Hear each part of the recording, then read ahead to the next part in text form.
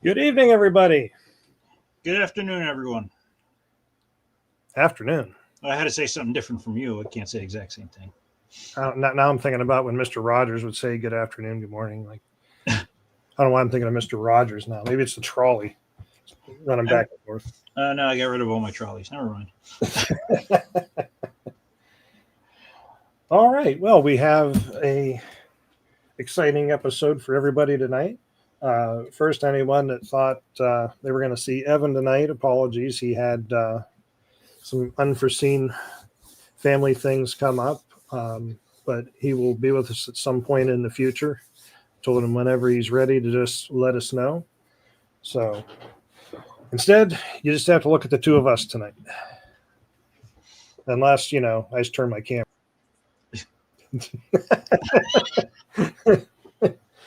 So scary. It is scary. Very, very, very scary. So if anybody has any questions tonight about how to do something, feel free. We could go over tools that I use for different things. We could go over soldering. We can, I'm out here in the workshop at my workbench. So if you have any questions, something you'd like to see, I can probably show you how to do it for the most part. All right. Well, I'll tell you, let's take a listen to our sponsor, Splitjaw, and we'll be right back in a moment to continue on our adventure tonight. Sounds good. The following episode of Large Scale Live is brought to you by Splitjaw, makers of quality metal products for the G-scale modeling world. For rail clamps, expansion joints, bridges, and more, Splitjaw Products has you covered. For more information, visit their website at www.railclamp.com. There we have it. Yes, sir. So, what kind of exciting things do we have coming up is the question. And as soon as I find it, really need to get on that waiting music and come in handy about now. Wire the Phoenix soundboard in the K4 for me.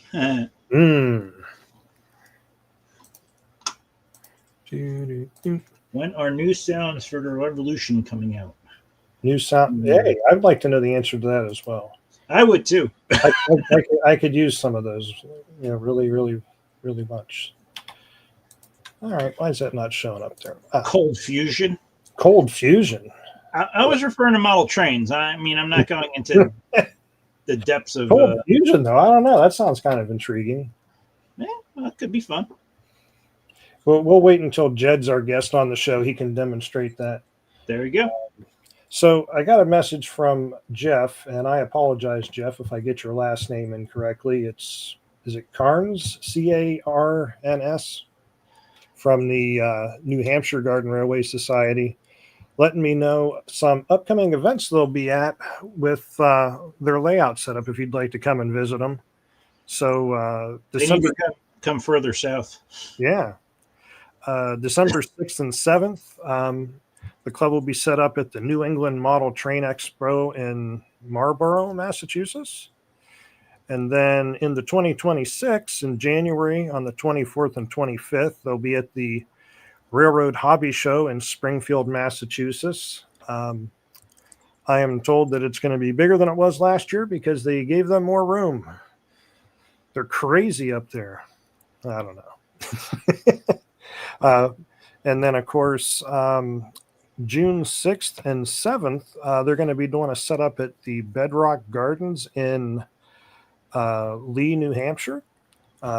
So I've got the websites underneath each one of those events. If you'd like to check out the websites and get directions to those places. Isn't that where the Flintstones are from? Now I got that stuck in my head. Thanks a lot. Flintstones meet the Oh, don't be singing that. If you mean, are they having problems getting them available? I don't believe so. They're coming in shortly. Probably any day. Well, they're supposed to be in the beginning of December. So everybody should be restocked. I know I will be placing an order to restock. And I'm trying to find the next thing I got here. Well, I thought I had the website for it pulled up. Our friend Turk Russell, and I'm probably going to get this all wrong and he's going to yell at me later, but that's okay. He only sent me like 10 emails. Oh, you got away light this time. Oh, yeah. He's like, I'll be sending you a few more. And I'm like, good Lord, they're still coming. But that's okay. He will be doing... Just feel free to yell at me now, Turk. I'm going to get it all wrong. Well, if you invite him to yell at you. Well, he doesn't really need an invite for that. Where'd my screen go? I know you can see me, but I can't see what the heck's in front of me. Where'd it go? There we are. You're sharing it. Yeah, there we go. So this is the Rocky Ridge setup that they do every year. I'm going to try and make sure I mention this because I'll forget. Turk wanted me to mention this layout and the other one I'm going to show you that he did are built freehand. There's no pre-built items. Everything is from scratch on those. Even the trains? No, I mean, he does do some nice work. He says himself and Rob usually draw up the layouts. And so the one we're looking at now is the setup that's at Rocky Ridge. And if you're curious, before they built all that, this is what it looked like. Not quite as exciting, is it? A fellow Virginian. And if you're curious about outside at Rocky Ridge, they do have Christmas lights in that setup. And that is in Waynesboro, PA, if that's something you're interested in.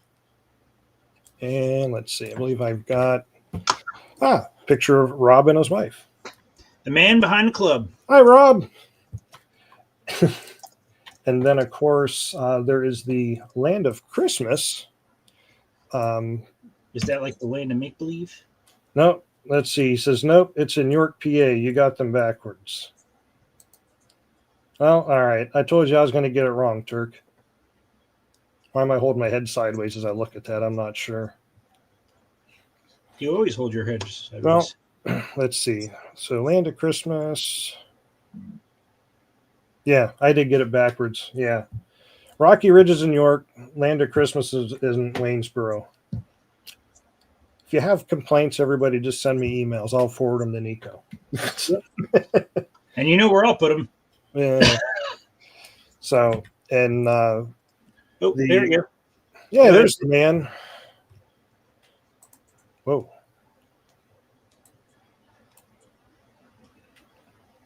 If that doesn't look crazed, I don't know what does. You got to be crazy. You gotta be crazy to put up layouts like this. You know I love you, right, Turk? Don't tell anybody I said that. But the Land of Christmas is done by, let's see. Well, let me back up. On the Rocky Ridge, Turk wanted me to mention that Rob and Penny, that were in the photo I showed, took over the layout building from Turk this year. and did the display with the club members. So what we're looking at now is the Land of Christmas in Waynesboro, PA. This was Turk. I'm looking to see. I thought there was someone else he wanted me to mention, and I'm going to forget. So just yell at me now, Turk. I'm sorry. So Is this the Turk show? it does have its own theme song, I believe. But Turk does a pretty, whoa, what the heck is that? Anyway, I'm trying to do a search. Turk does a pretty amazing job with what he puts together, and he actually sent me a couple very short videos of this layout that I will share very quickly as soon as I pull them up.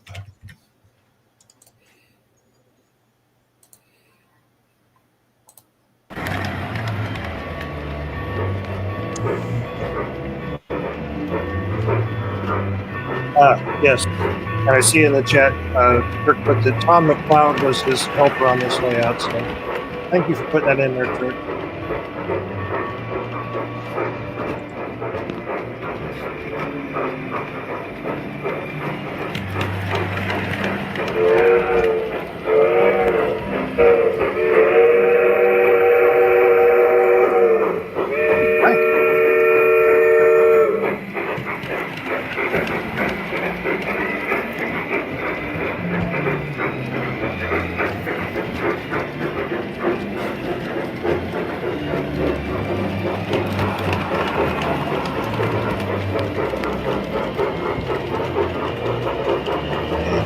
Got one more short one here he sent me.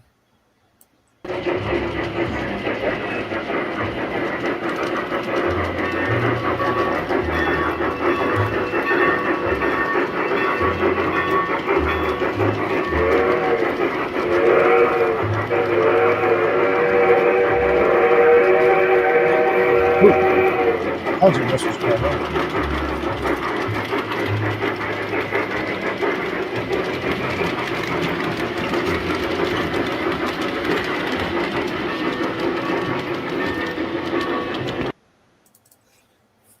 Very nice. Thank you for sharing that with us, Turk. And if anybody's going to be around Waynesboro, PA, be sure to go check that out. That's the Land of Christmas.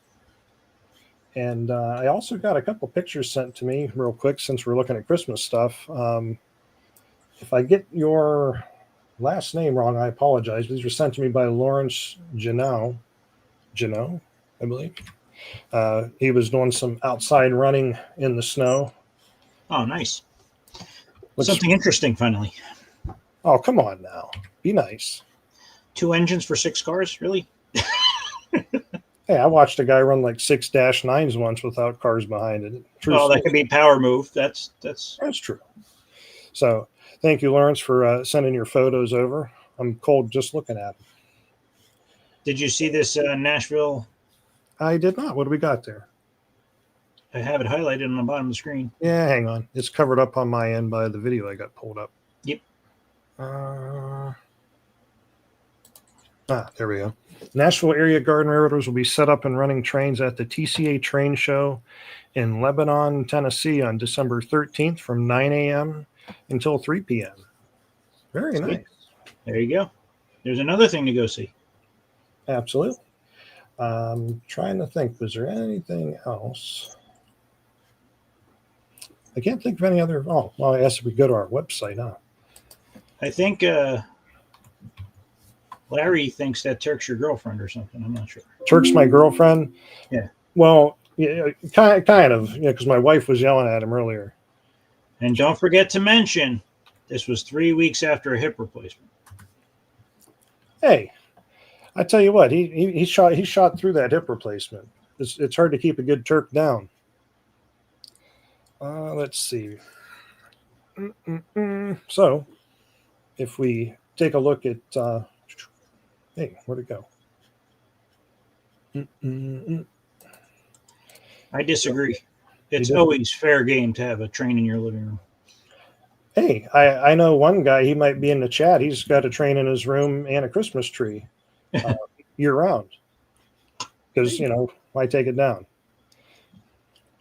I'm not making fun. I'm just saying I kind of agree with it. I hate getting this Christmas tree in and out. Might as well just leave it up. And here's the first time Turk mentioned his hip replacement. Be nice to Turk. Don't make me drive down to Virginia. Come on, man. I might have to stay for a week if I do. Yeah, we'll have fun. Absolutely. I think you're going to sow some trains out in the snow. What happened to that? So our calendar for upcoming things is kind of a little bit light at the moment because Are you just ignoring me? Dropped off. Oh, and that reminds me, I did have some other things I had to mention. Can you hear me? Can I hear you? Yes. Yes, I can hear you. What'd you say? Weren't you going to show somebody's trains running in the snow? Was I? I don't know. You said you had video or pictures of somebody running trains in the snow. No, I had pictures. I had them on the screen.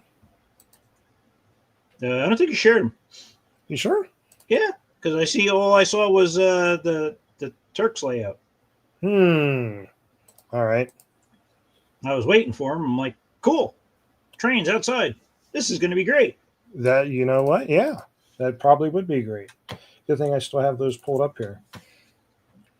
If it's not anything, it's a comedy routine every time you watch, or an exercise in insanity. Let's see. Whatever makes you happy. So, once again, Mr. Lawrence, I believe it's Janau, There you go. sent us some photos of running in the snow. Helps when you actually share them, so we Well, can also. I don't know how long it's been this way, but I keep forgetting every time that when I select to share, it doesn't also put it on the screen. You got to click it a second time. Yes. Remember when we used to just click it once and it went right up there? Yeah. Now it's like, oh, wait, I've been talking about this and it's not on the screen. Nope. Very nice. Yeah. See, that's what I like to see. Yeah. Especially when I put it on the screen, right? Yeah. Well, no, I mean trains running outside, plowing snow. All right. So.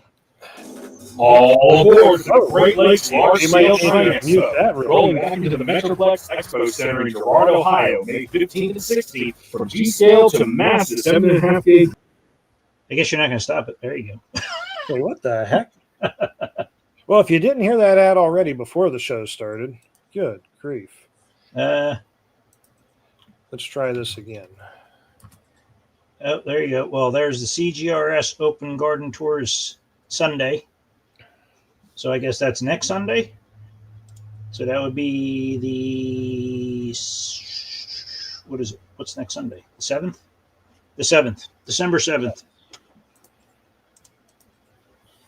And Pocono Mountain. Sussex County Fairgrounds for the German market Friday, December 5th and Through. It's through Thursday the 7th. Oh, very Yes. nice.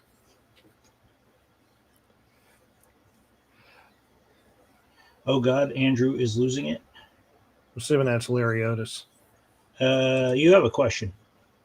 Do you use your backyard layout in the winter? Mark, typically no, because my tree likes to hang on to its leaves until way later than everything else. So I clean them all up and then the rest drop and I can't see my layout. But I did drag 16 bags of leaves off of it a week ago. So who knows? Maybe I'll have some video of running in the snow this year. We shall see. We just cleaned ours yesterday. But don't hold your breath as usual with me. It's supposed to be Sunday the 7th. Kyle was correcting himself. He's correcting his mistyping. Okay, go ahead. You may proceed now. Well, as always, whether or not the submission is working, if you get an error, send me an email, obviously. But if you head on over our website at largescaletrains.com and go to events, we do have a place where you can list your large-scale related events. Try to keep it tuned into that rather than all-scale stuff. But if your club, just like with the New Hampshire club, is going to be set up in an all-scale show, by all means, put it up on our calendar and we'll get it up there. Any chance you'll have a representative from Ring Engineering on one day?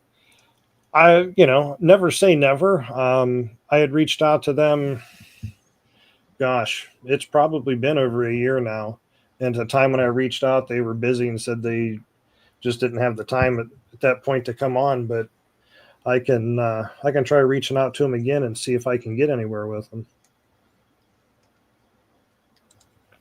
Definitely not against it, but thanks for reminding me. I'll reach out to them again. Me too. I run my own. Well, the leaves are the biggest pain in the butt, but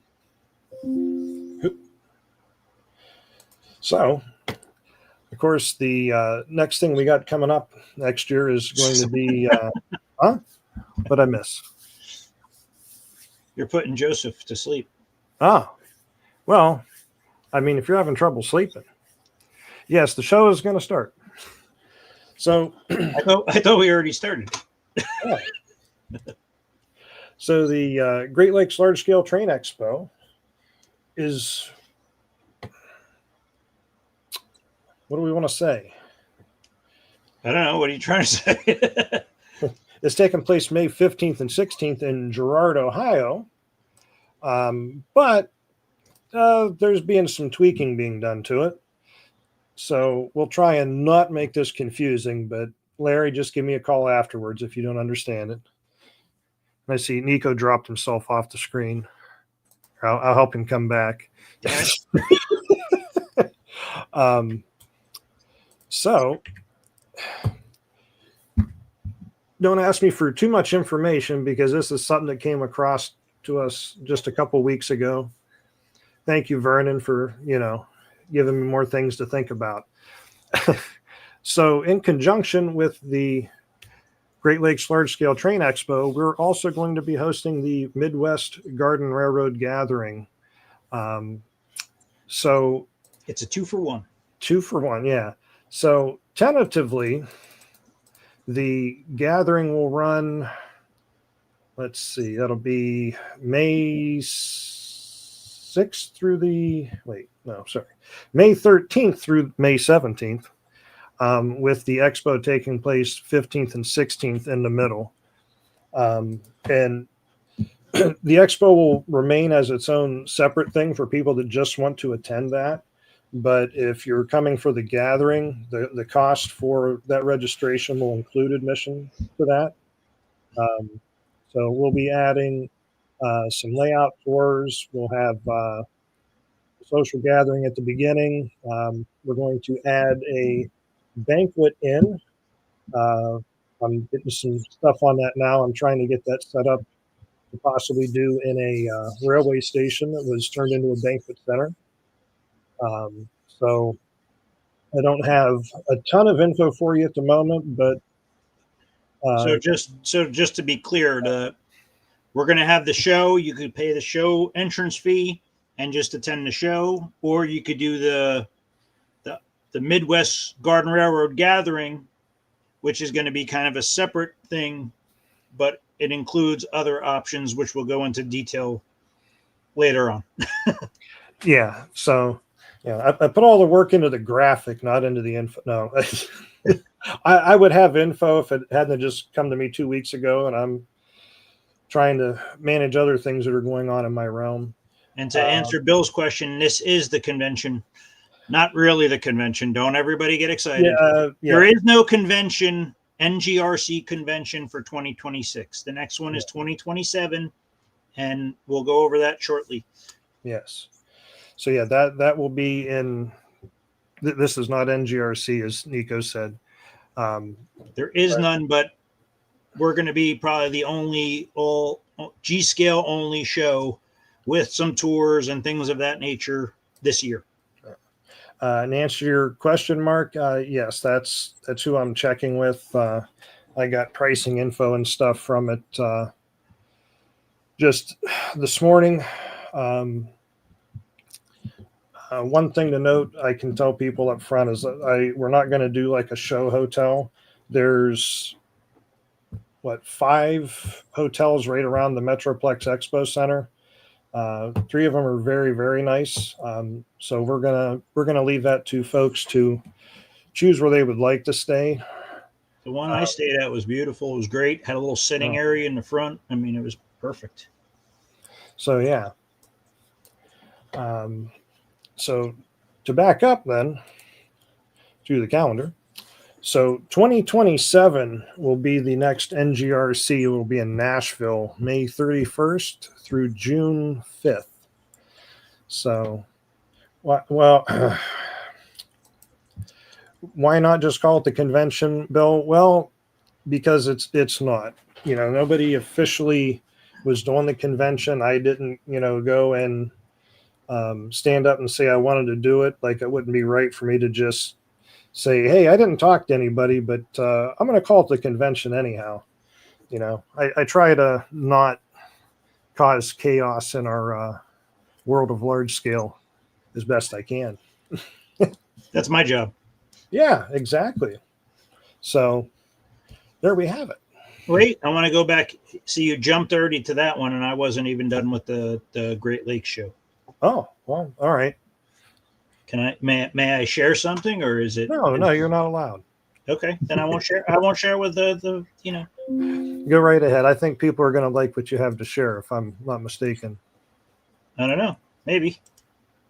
Let me find it first. And also, Darren is correct. There's a brand new Marriott property that just opened up right behind the Metroplex.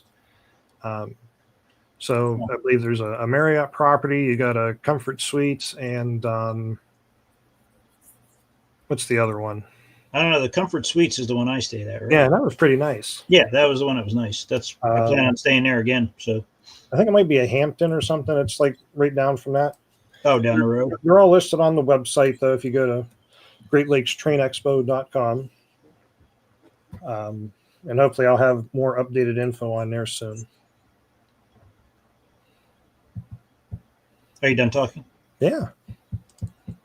Maybe. So if it will add, before presenting, remove the other media. Remove, add. There we go. So this is going to be the show car for the 2026 Great Lakes Large Scale Train Expo. So we're currently working on this car. Notice I said we instead of I, like Andrew. We, because I consider us a team. But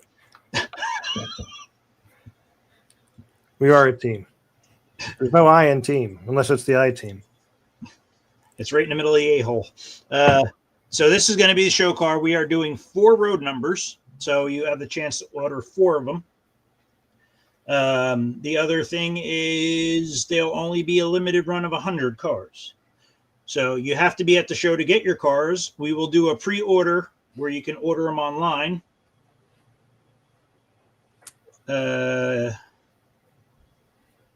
So somebody needs to be there to pick up your car, is what I'm saying.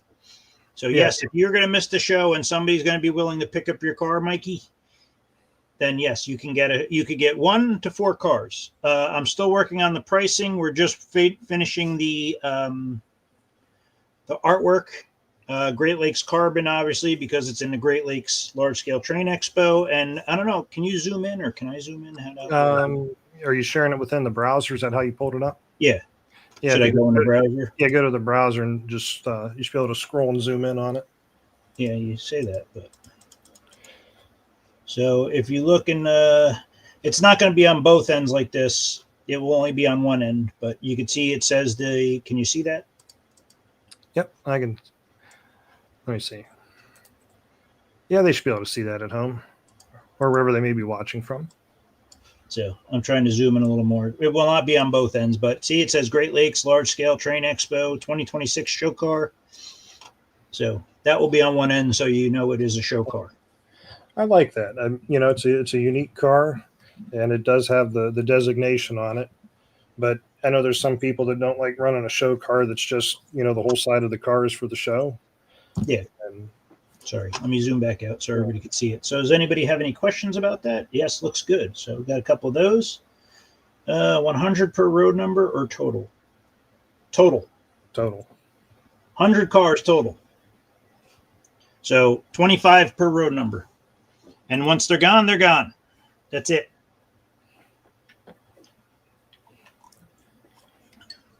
So, yeah. I hope everybody likes them. I hope everybody picks one up, or 4. for that matter. And I will work on pricing. I will probably do a deal. I should say, we'll do a deal. Probably 4 cars, you'll get a discount, like kind of like you used to get when you used to buy cars. I was trying to zoom back out, but where am I? Tell me when you can see it. There we go. Oh, there you go. You probably see the road numbers now too. There's the road numbers 7037, 7060, and 7012, which are all actual. So this car is a real car. It did run on the Great Lake, ran on whatever line it ran on. But it is a real car. Those are real car numbers, not something we made up in our heads. Let's see. All right. What are we moving on to? Well, I was going to mention real quick that the Big Train Operator Club has decided on their convention for next year. I don't have a flyer or anything, but I would direct you to their website if you'd like to reach out and get more info. The convention is going to be July 19th to the 24th in Scranton, PA. Scranton, yes. I might have to stop and see Kyle while I'm up there. So if you'd like more info on that upcoming convention, you'll want to go to their website and check that out.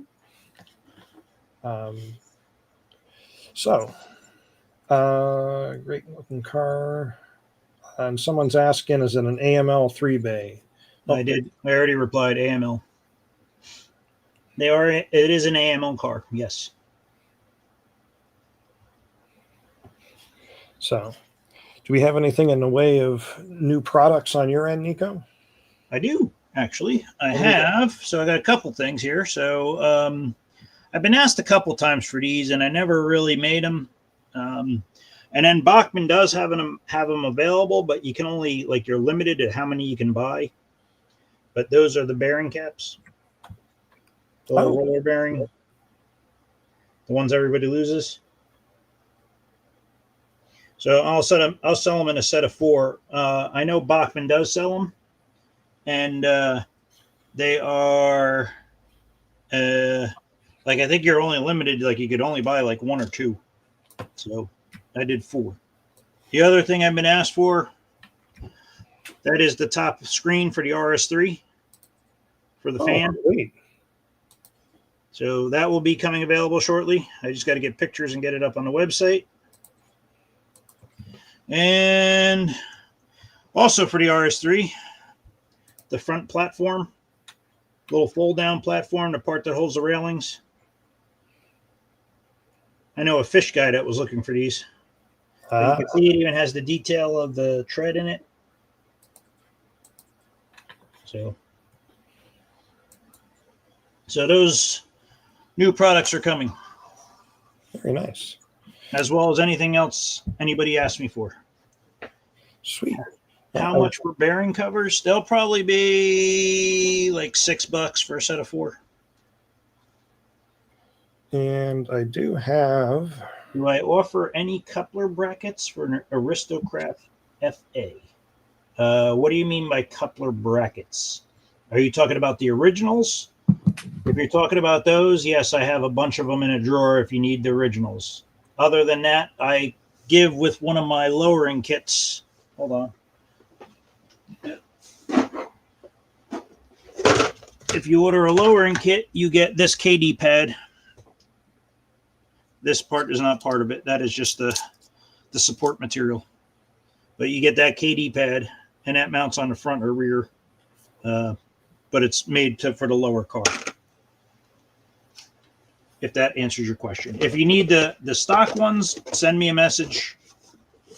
4trackrr@gmail.com, and I can get you a price. Anything else new on your end, Nico?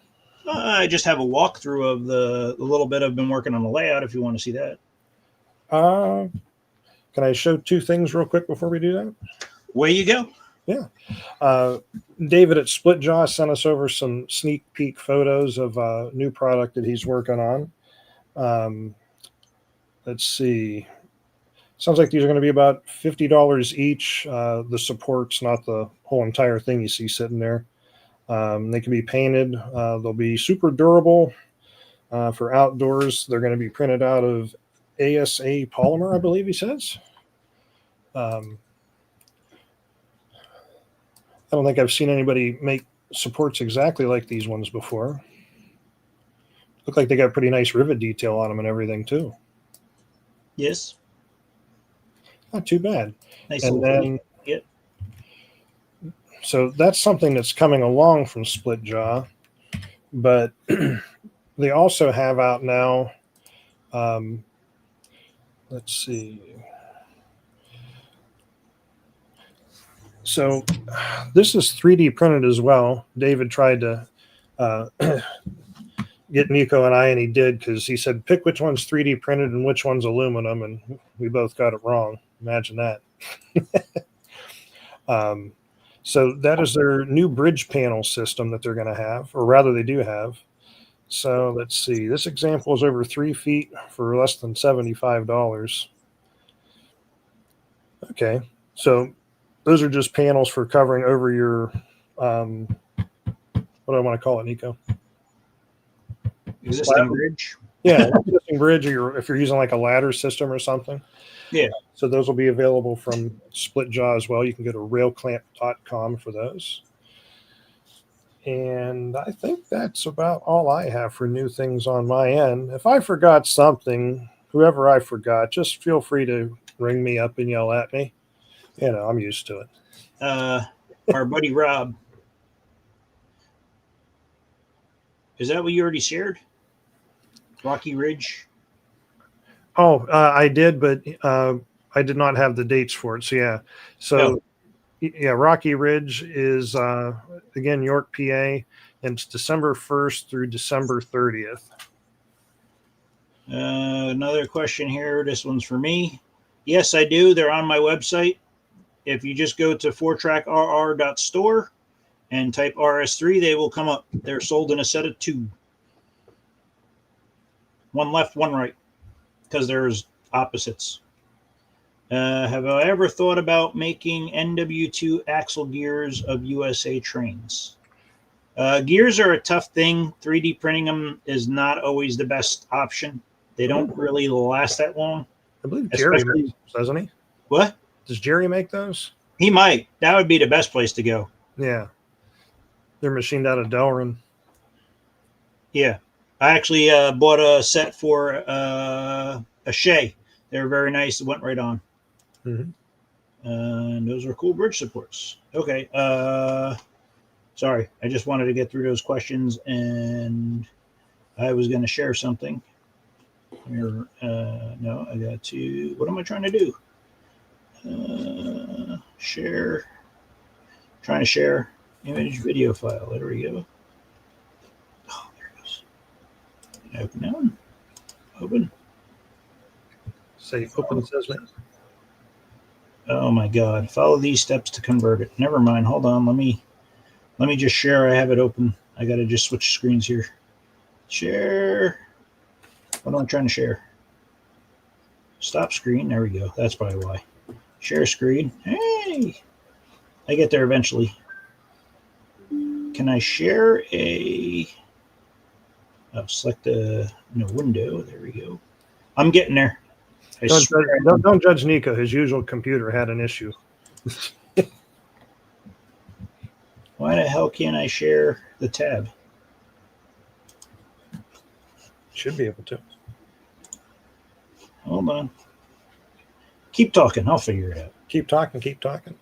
Window. Well, I forget who gave this to me, and I don't plan on taking up smoking, but I do appreciate the Penn Central ashtray. If that isn't vintage, I don't know what is. Yeah. There we go. Now I found it. Share. All right. Can you see that or no? No, you might need to add it, like I did. Oh, there's too many damn buttons to click on this thing. Let me get rid of a few of those. There we go. Now I got to go back down here and press play. Can you see it now? Little layout progress. So our Lackawanna cutoff in Virginia is taking shape. So you can see I got most of the cinder blocks buried under the wall. Tracks on top there, and then as you come out, we're gonna head out over some piers. So we have 2 4-foot long garden metal models, bridges, and we will start to curve. Pouring your own piers, Nico? Yes. You see the ones in the form right there in the corner. Ah, okay. At the bottom there. Any rebar or just straight concrete? Just straight concrete. This pier. And then we'll head around this way, wall up on piers. As you can see. And the track will come back around. By the way, those pavers look kind of heavy you had stacked up over there. I'd hate to Yes. And then back in and connecting over there. Still feeling it. So a little update. Hope you all like it. Thanks. So where you're looped around there, that's just where you ran to at that time until you were able to expand the rest of the way, or? Yep, that's just temporary so we can keep running trains.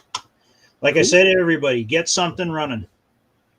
Yeah, a lot of people get hung up on building a massive layout and don't get anywhere. So I did it. We had a temporary layout, and then we did the section over behind the house, and then we tied that into the temporary layout, and then we removed the temporary layout and got over to the point that you saw there, and then now we're expanding down, down to that elevated section. So, well, but like I said, we're always able to run trains, so that is the key. So what kind of cool things you got to work on there, Nico?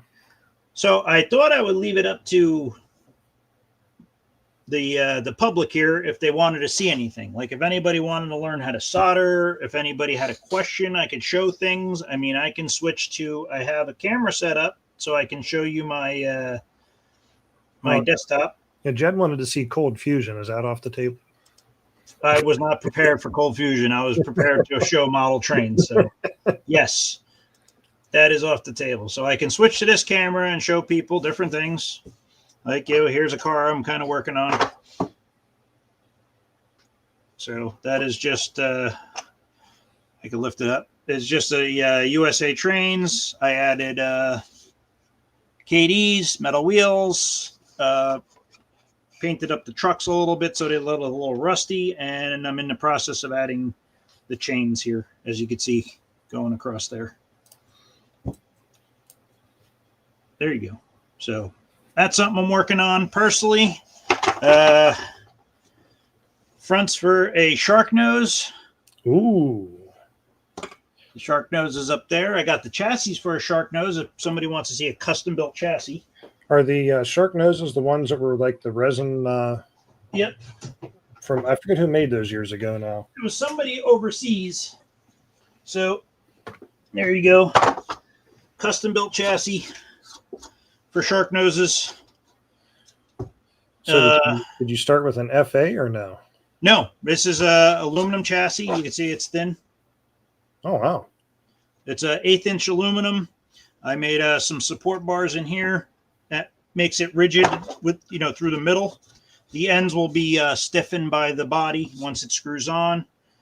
Used my lowering kits on there. Added some weight so it actually will pull something. They are using the FA trucks. Sorry, I forgot which camera I'm pointing at. There's standard FA trucks. SD45 weights. Just to give it some weight. And I still got the aristo-craft weight back here. Yeah, Mikey says he actually has one of those kits. The kit or an actual engine put together? So I'm doing 2 of these. There's 2 A units for a customer.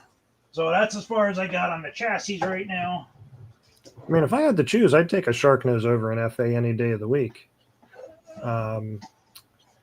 That's the body. Ooh, yeah, there we go. So that was that resin cast body, which is horrible to deal with. It wasn't, the outside looks great, but the inside is like, I don't know if you could see it, but there's like thumb marks in there, and like Yeah. where he puttied it, made the mold. And there's a lot of grinding and sanding and getting stuff to fit right, especially like in this area here where I got to get the chassis to fit in the back here, the corners, back here, the corners aren't the same. There was no room for stuff going across. So that was fun. And I'm working on 2 of these, and I know it's been too long. The guy it could be 3 because Mikey says his needs finished yet. Oh yeah. He says someone in Northern Ohio started it. And it could be very, very well a gentleman that I knew that had passed away. I believe he had one that was started. That might be where that came from. Like I said, I don't know. They said it was supposed to be on. I'm trying to find the interior I did for it here. I have one that I made, and I got to do another one. So I took an FA. Why can't I find it? What did I do with it? So this is the standard FA interior with the doors. You see Baltimore and Ohio. That should look familiar, Straczynski. He's probably not even watching. He's too cool. I forgot. He's so cool. There we go. I found it. Okay, so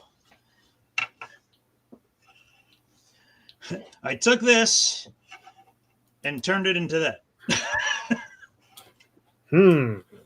So I had to add a piece in here. You could see the width of the back is completely cut down. The front is shaved down. Well, just to get that so it actually has a cab in it. So I took the FA cabs and modified one so far.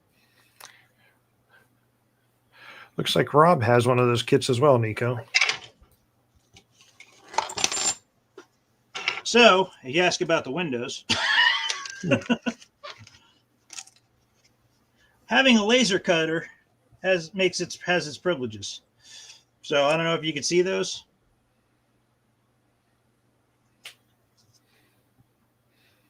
Oh, is it like acrylic with the backing on it yet, or? Yep. Okay. So I'm making windows and cutting them out of acrylic because I have a laser cutter.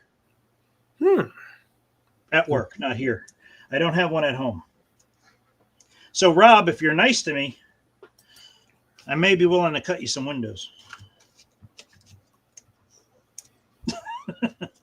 But yeah, so I got to tweak them a little bit, but that was my first attempt.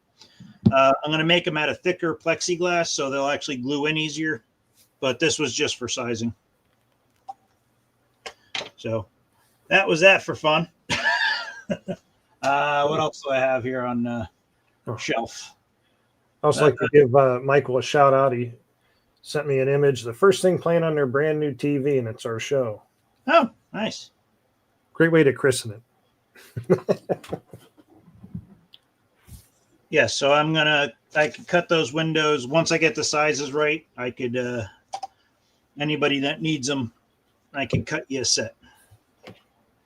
Like I said, this is the pilot, so this didn't come with, let me get back to here. No, this did not come with anything for the front. At least this one that I got didn't. So that is going to eventually get glued on and sanded smooth so it matches the front. And that will blend in there and be the front of it. These are getting painted New York Central. So I will show more progress. It came with this stuff.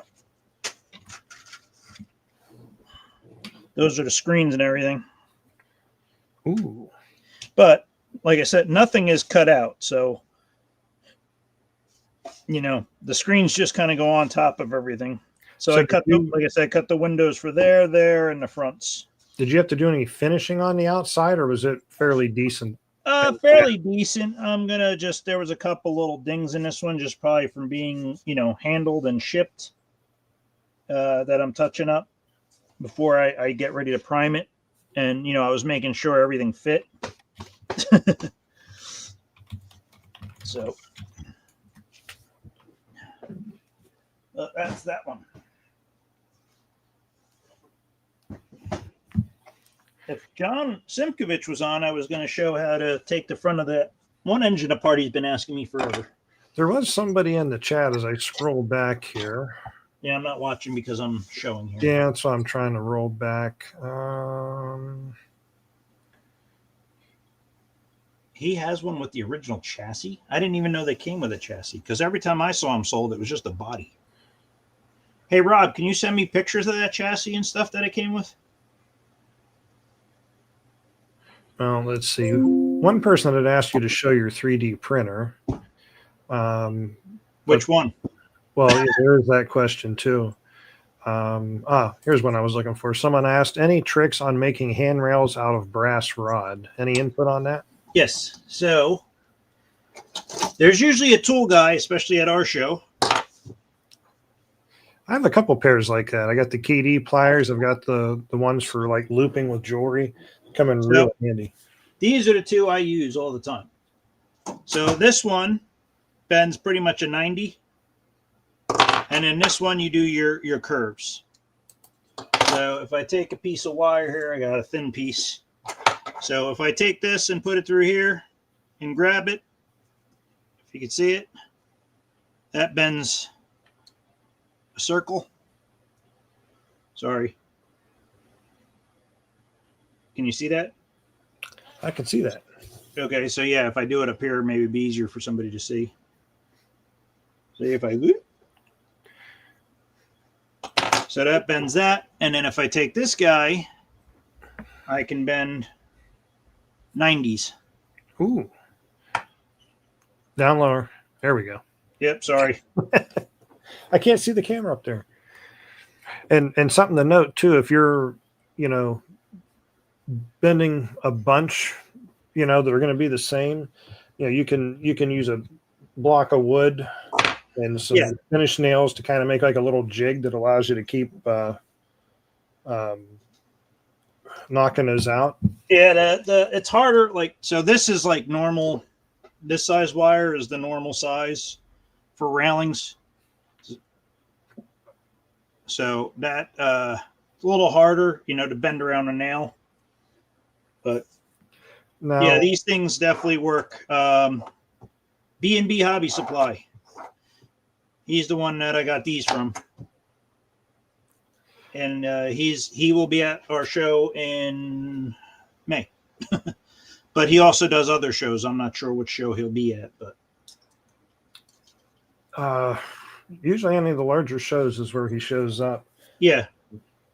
But so that's what I use. Just these two basically for right corners, sharp ones, or if I need a rounded corner.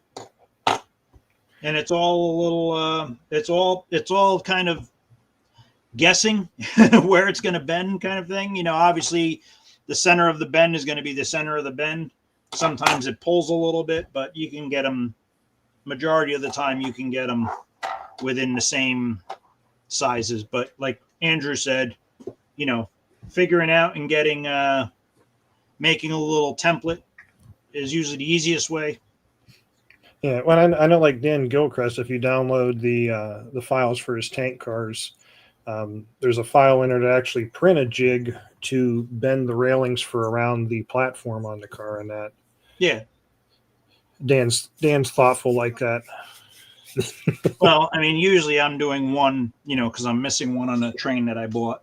Did you answer what diameter the brass wire was, Nico? It's usually about a 16th. And then someone else was asking, where do you get the wire at? Anybody that sells K&S supplies, you can get wire. I mean, you could get brass wire. You can go to most hardware stores like Ace and stuff, and they'll sell steel wire. Just make sure you paint it, obviously, so it doesn't rust. True. But like the Ace near us sells rods in length of like 3 foot.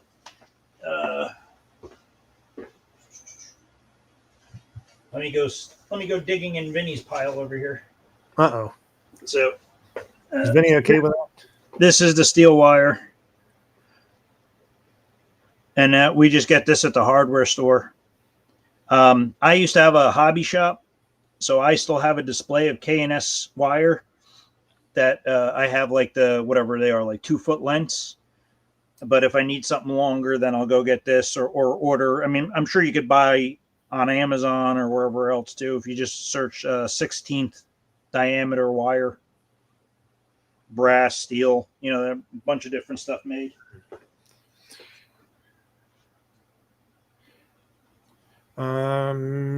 Let's see.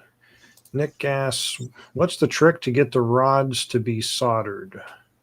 So you're not going to be able to solder steel because it won't solder, but brass you can solder. So those chassis I showed you before, they are made out of brass tubing, not the support part of it. They're made out of brass tubing, this diameter or this square. And, you can actually just put these two together and solder them.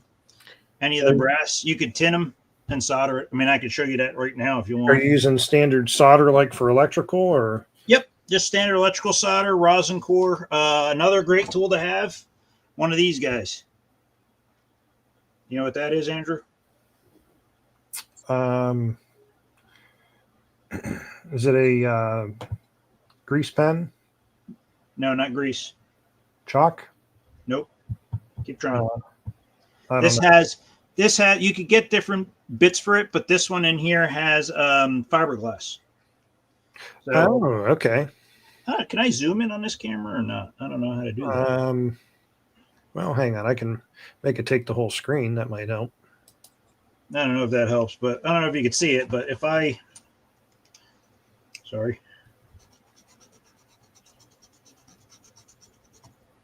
So I don't know if you can see that. See where I rubbed it? Yeah. So I use this for cleaning. Like if I clean, here, I'll show you. When I clean a rail clamp, I mean, this is just good tips for tools. But take your standard rail clamp, right? I mean, I use stainless steel, obviously, but even these get just crud inside of them. So I'll just take my pencil, extend it out a little bit, and then I can get right in there and clean that surface. So I have a nice, clean, polished surface. Get any little dirt or corrosion out of there or whatever's in there before I do a joint. So that works on a brass too. And I mean, I use this thing all the time. I love this thing. You could even use this to take off like decals on a car. Hold on, I'll grab a car that I can remove a decal from. I got 3 that need that now that I think about it. Oh, that's over there. I need something here. Well, yeah. But I'm on Amazon now looking at the fiberglass pens. I can get a shareable link for this. I can put it in the chat for everybody if you're interested. For some reason, it feels like I can never find the share link on Amazon. All right. Hopefully, Minnie doesn't get too mad at me for this, but yeah, you could just, if you lightly rub on this.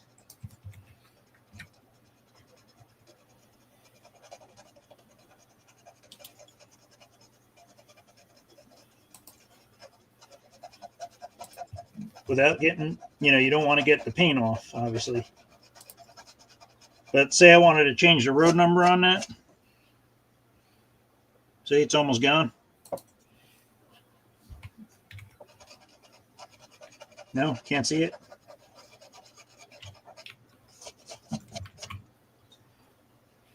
Talk to myself. Yep, I can see it.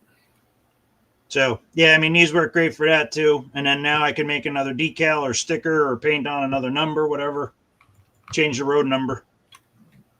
So if you have 2 engines with the same road number. So I'll put in the chat. If someone's interested in looking at those, to link to Amazon where you can find those. Let's see. So to answer the other question just about soldering, finish that question. So whenever you solder something like this, you want to make sure it's clean, obviously. So if you look at that and look at the sides of it, that's tarnish. this is tarnished, this is clean. So whenever you're soldering, you want a clean part to make it stick. And then the other thing, you want to get yourself some rosin core, soldering resin. Obviously, I've had this one for a while, real long while. And then this is just like a paste. And then you just put that on the joints and you can solder. If you want me to solder something, I can actually solder something. So you still need to use the paste even if it's rosin core solder? I still do. Okay. I'm just curious. Yeah, I still put a little bit on because the what's inside the rosin is tiny compared to a big part you're trying to solder. And I've just had better luck doing that. So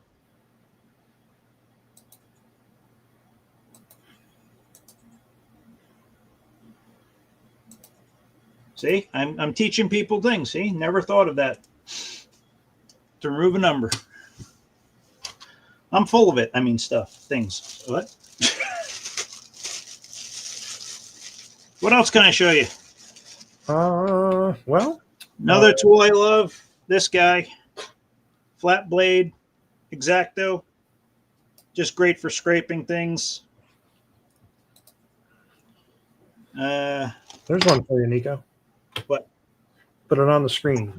A USA Trains ST70 motor block. Any helpful tips to disassembly installation? Never had it 70 apart.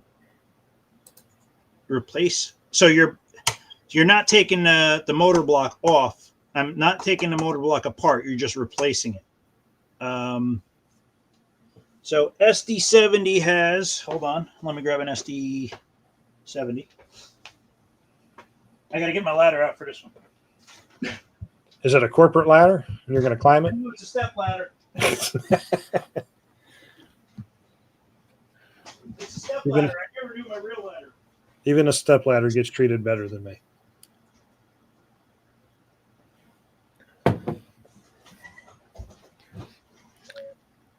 If you hear any loud crashes in the background, folks, don't worry. He's a professional.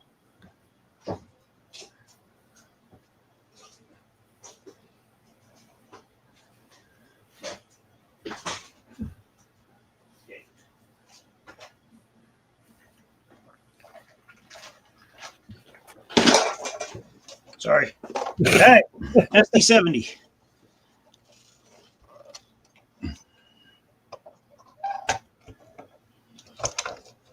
So the motor block, this one's broken. Let's see if the front one's not broken. There we go. Switch around here. Hey, look at that. You even got a nice product on there, too. This is the one I was test fitting out here. So these are only held in by the side frames. So the motor block kind of floats in here. So you basically just have to take out the side frame and then the two screws on the front here. So I don't know if you can see down in there. Yep. So there's two screws there, and then you got to shift it this way. Get the other two screws, the whole thing will pop out. If you want me to do it really quick, I can do it. Yeah, go for it. Go for it, man. I see some people pry the side frames and pop them out of there. I don't like doing that. Well, you risk breaking stuff when you do that kind of stuff. Yeah. I mean, for the amount of time it takes to take a few screws out, I'd rather do that. So, I'm usually working on customers' engines, and anything I break, I have to fix. So I don't like doing that kind of stuff. I would rather, just do it the right way. If it's your own engine, it's a different story. But okay, come in. Why is this not coming off? It's stuck. I probably don't have the screw out of the way. Okay, there goes the screw on my magnetic screwdriver. Found it. Okay. So now that can come out of the frames. I mean, realistically, you could do both sides if you want to. Let's just do it the right way.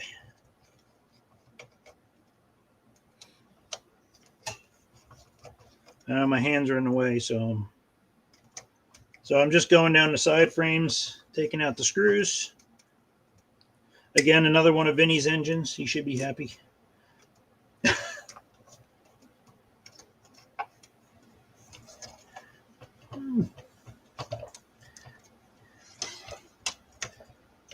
Yeah, man. When you think you got the screw all the way out, it's still not all the way out.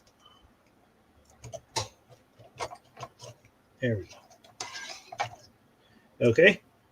So, like I said, this is off right now, but it's still hooked up on the top. So you got to do a couple more screws. Now, question for you. When you put your bottom plate on there that you sell, Yes. do you still leave that slider mount on there, or do you get rid of that? Yeah, I just leave it on there. I mean, you could just put it on. It's not going to do anything. This still allows it to move and articulate. So it's not going to hurt anything. You could take it off if you really want to, but it really doesn't matter. I was just curious. Doesn't hurt anything. Doesn't help anything. So, did I get all the screws out? Yep. All right. The plate's just stuck. There we go. So now my motor block's out. Sweet. So the 4 screws go into this plate here. That's what I was talking about. This is the mount for the front trucks. So this actually slides in here. My plate on there just helps it stay rigid so it doesn't flop. One of the biggest problems I notice with these is that when these things start flopping, there's a little drive shaft in there, and then the drive shaft gets all messed up, and then that's the end of them. So yeah, it's just a plastic shaft in there too, from what I remember. Yeah. So, and then if I'm going to reverse the process, I'm going to put that plate back in. Get those holes lined up. I'll show you in a second here. So you can see the holes are lined up there. I'm going to take the 2 screws here.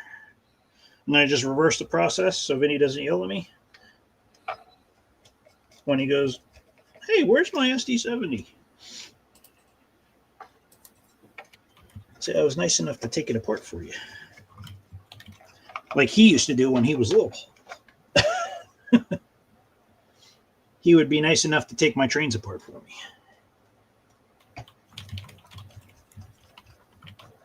Okay, so I'm putting those 4 screws back in.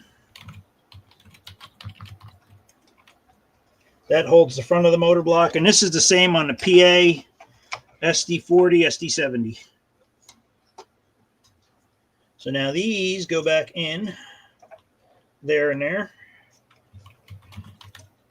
So all I'm doing is sliding the shaft of the motor, not the motor, sorry, the axle back in. And then I'm going to line up those screws there.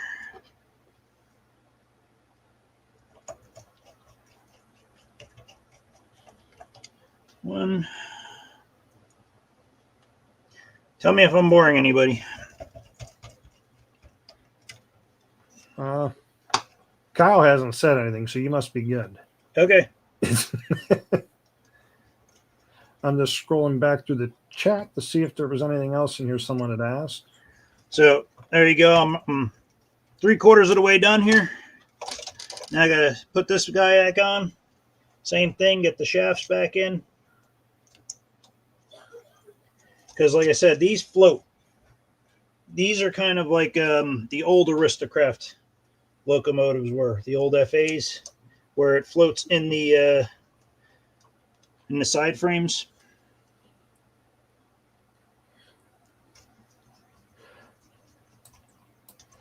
You asked a question, Kyle. Was that in regards to the Phoenix and the Revo? I'll have to scroll back up through here and see where the heck that was at. Okay, done. So that would be it. Obviously, you know, you would put the brand new block in, not the old crappy block. This one's missing traction tires. And then like Andrew said, I do sell these plates. Comes with the screws to put it in and helps keep the front end from flopping all over the place, makes it easier to get on track. And the reason why it looks like this, so I don't know if you can see that, it's kind of hourglass in there, is so this can still flex and articulate. So it makes it track better if your track is not perfect. On the Phoenix Sword sound hookup with Revo board, does the motor output go to the board for the soundboard? Was that English?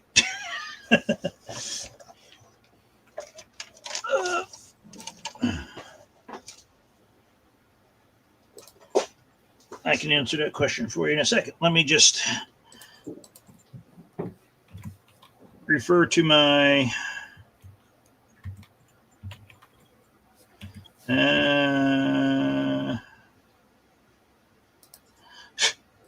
people are funny. Where did I message Kyle? Let me look at the diagrams I sent you. There we go. You know that's all on the screen right now, right? Make sure you're not showing anything that people shouldn't see. Oops. Yeah, you could go, well, it really doesn't matter. It's just the output, so it knows how fast it's going. I mean, unless you're using the trigger. So that's just the voltage input. So that's what I was trying to show Kyle. So you're just going out of the Revo, and you could split off there. You don't have to go through the motor and then to the Revo board. You could just put a separate pigtail to the Phoenix board, if that makes sense. I don't have paper here, otherwise I would draw it. Oh, hold on. I do have paper here. Okay. Trying to find a marker. Okay. Revo board. Right? And this is your motor outputs. So you could just go like this. You don't have to be, it doesn't have to be on this end of it. You could just come out of here and here and go to your Phoenix board. If anybody doesn't know what that little hump means, that means that it's not connected there. So usually you could either show wires connected like this with a dot, or if you're not connecting to that wire. So if I didn't want to show a wire connected, I would draw over, a hump, and an over. That means that that is not a connection point. It's just a separate wire going through. I hope that answers your question, Kyle. Yeah. Yeah, so you don't have to go trace it all the way down through the motor if the motor's buried under the engine. You're doing a K4, so I don't know where the motor resides in that. If it's up top, you could just go after it. But we did have. Trying to see here. Someone asked a question. There we go. On the on the plate for the SD40, SD70. Looks like Bill was asking, does that require a larger radius track after you put that on? I don't remember what the SD70, hold on, I'll double check. I don't remember off the top of my head what their claim is. But I mean, you can't run it anyway because the coupler rips everything off the track, even if you try to run it on a smaller... I don't know about the SD70. I know the SD40 comes with that like real wide thing coupler box that I have on one of mine. It's kind of weird. So this is 8 foot minimum. I would say with the plate on it, it's 10 foot minimum. I'd say without the plate on it, it should still be 10 foot. They look kind of weird on 8 foot. Yes. It's like running a U25 on 5 foot diameter. Yeah, stuff looks silly. I don't know why they would. I mean, I get the articulation thing because they wanted to try and make it run on tighter curves, but you know, I think SD45 still run on 8 foot. And looks like Chuck was asking, what's the cost of a set of those plates that you sell? I think I don't remember all the prices off the top of my head. Sorry. I'm no Andrew. Believe me, there's some things I remember, other things I don't.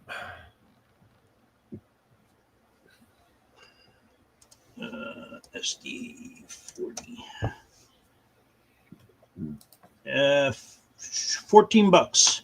That's a set of 2 with the screws. Sweet. And you got a question, it looks like, from Jed, I believe is who's behind this account. Wanting to know what your thoughts are on 3D printing traction tires out of TPU. He said he's tried some and so far they've worked. Intriguing. Yeah, I mean, you're printing in circles, so it shouldn't be too bad. I don't see a problem with it. I mean, TPU is a nice pliable material. I mean, I don't know. The only time I would really see a need for that is if you were in a pinch or, but, you know, I mean, traction tires are pretty readily available. Me personally and Vinny, we pull the traction tires off of everything, so we don't even use them. I've been getting rid of them off of my stuff as I get replacement axles. Yeah, I mean, a lot of the USA trains, that's the first gear to go because that's the one that takes all the brunt of everything. So that's the first gear to split. I use the brass tubing on all of our axles. You know, I'll cut a thin piece. I think we've done a video on that before. Yep. Yeah. Or which live stream that was. I should probably take that video and break it out into its own thing so people can find it. That'd probably be convenient. Yeah, I don't think you'll have a failure. I mean, the TPU is pretty resilient, and I mean, it's a softer material, so it bonds pretty well to each other. So yeah, I think it would work. No problem. Well, real quick here, because we're at 8:17, we do have a giveaway tonight, thanks to our sponsor David at Splitjaw. Oh, already then. And he's doing a. This should look familiar to somebody. Ooh, Right there it is. Intriguing. So whoever wins, you'll be able to select if you want the direct to rail or over the joiner clamps, but it'll be for a 12-pack of them. I need stainless steel. Stainless steel. Well, you might have to sweet talk him to get stainless. I don't know. I'll wait to the show. Let's see. All right, back did it go? There we go. So if you'd like to enter the drawing for the giveaway, put hashtag Splitjaw in the chat, and you will be entered for the drawing when we do it here shortly. And I'm looking here to see if anybody else has asked a question for you in here. So this is another great little tool set. My buddy Nick bought these for me. Oh, let me go back to that. I don't know if you want to. So this you can get at Harbor Freight. It's a nice little set of Pittsburgh screwdrivers. You know, it's got a couple different size Phillips, small, and couple different size slotted. And I like this one. So this fits right in the screw size for the Revo and I believe the Rail Pro to tighten the wires down. I've been wondering where my set's at, and I'm starting to think you have them. I'm like, wait a minute, those look like mine. Yeah, probably these are yours. I noticed you never use them, so I took them. Yeah. Now you really got me wondering. Jeez. So those are nice. And for any of, you know, that's a nice little thing to add for your stocking stuffer for Christmas. Those tools. Trying to think what else I use here a lot. The LGB set. These always came with these little socket drivers, which were nice. Oh, I'm on the wrong camera. The LGB little tool set. Those were always nice for the LGB engines when you work on those.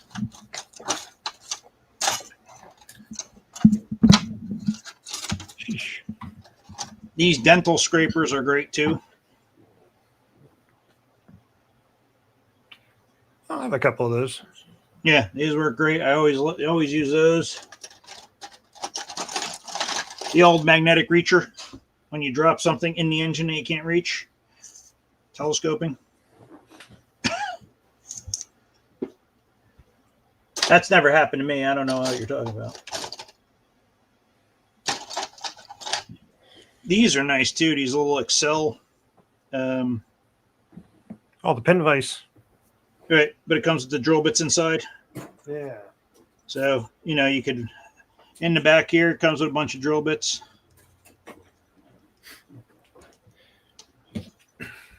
These plastic jobs can come in handy at times too if you need to hold things. Comes with a bunch of little drill bits in the back, little pin vise, drill holes.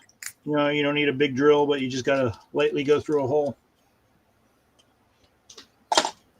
I'm not sure what I want to call these, Nico.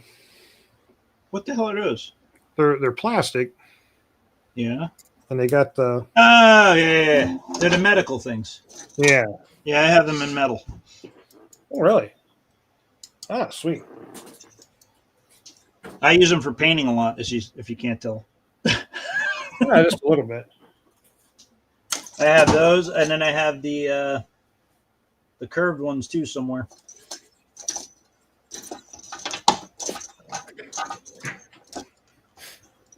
Realizing I need to go through my tools over there again. Yep. Hemostats. Thank you, Coastal Nomad. There's another one of those little benders. So this one's a flat one. It doesn't have the bevel in it, but again, you can clamp something down and bend it. The mini vice grips are always good too. These little guys. Use them for painting too sometimes. Everything's a painting tool if you try hard enough. Yes.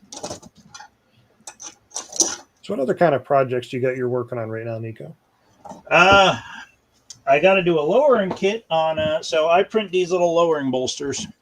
Well, actually, let me rephrase that. Vinny makes these little lowering bolsters. And we put these on the LGB cars. Oh. So if you see that divot in the top there. See, I was just printing a new bolster piece to put on the LGB car to lower it. I never thought of doing that. Yep. And then I cut off the tab. Larry Otis will recognize this car. Thank you, Larry. Yeah, I've got two of those I need to lower yet. So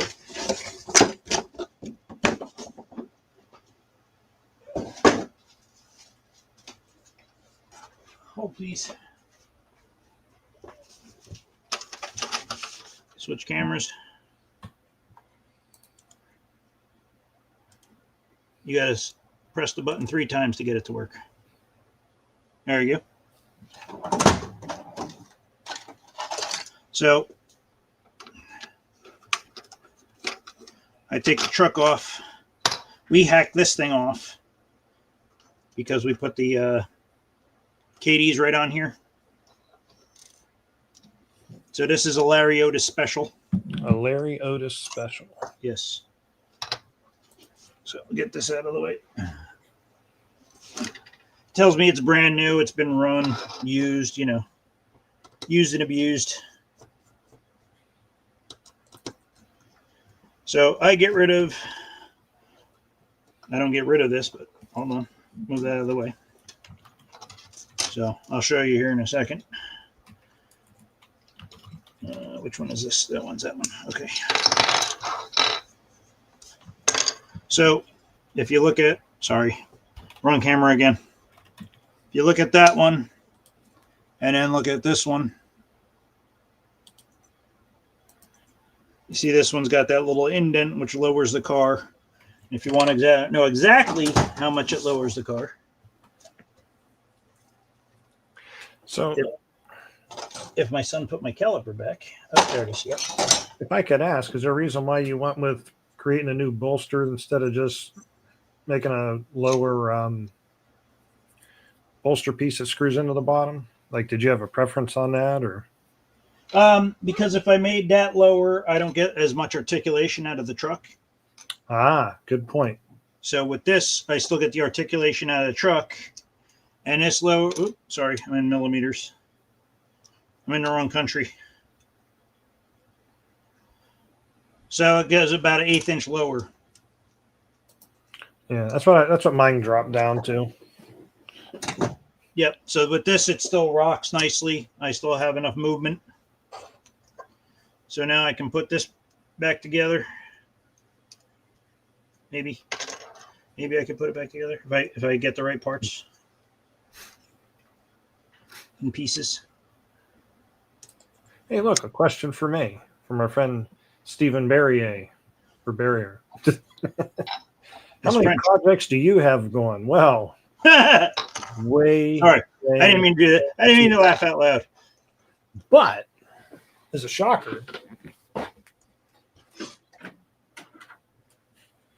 I actually did finish a project finally.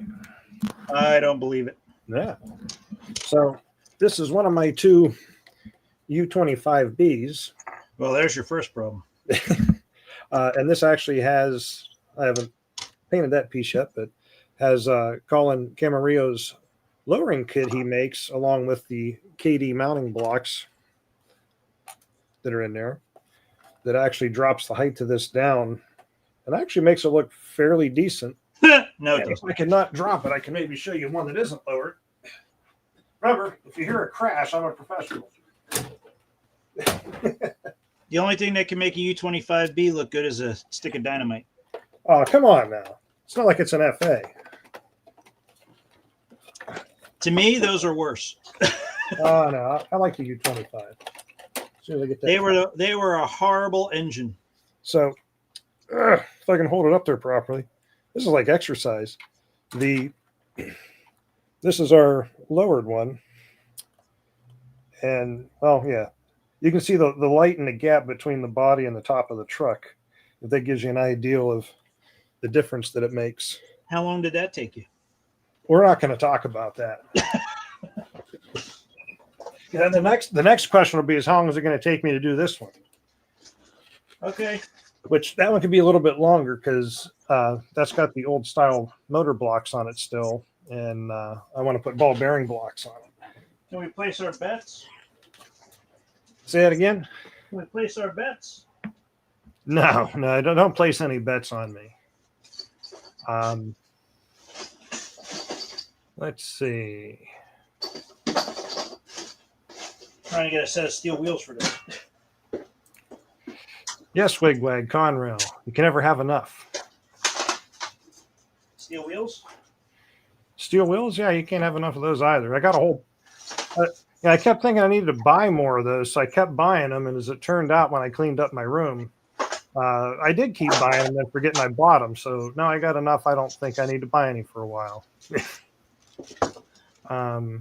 Yeah, I always need them for some reason. I have a little gremlin that keeps taking them. Mikey's got 10 years. 10 years.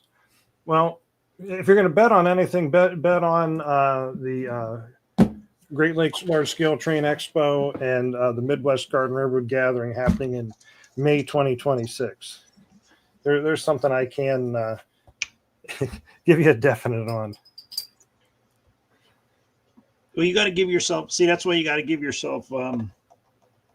So I put a dab of grease. Ooh, wow. Kyle's going for a year.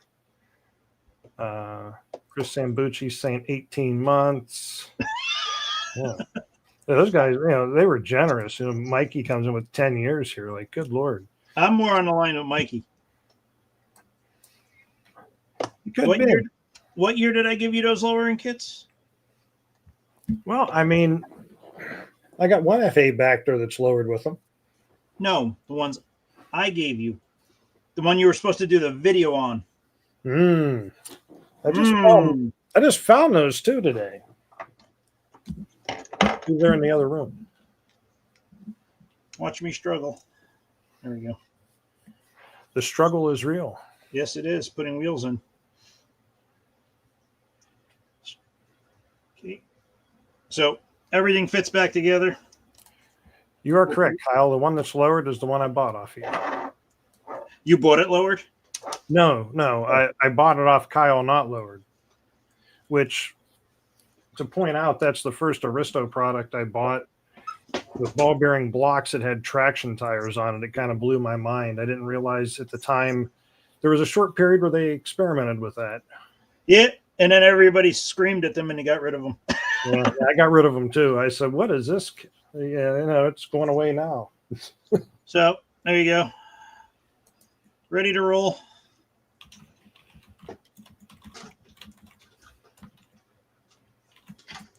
Ready to roll.